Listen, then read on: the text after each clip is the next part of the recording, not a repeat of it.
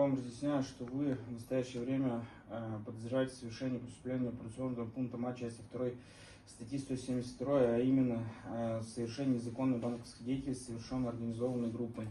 Незаконную банковскую деятельность, связанную с обналичиванием денежных средств, совершая банковские операции без регистрации и без специального разрешения лицензии.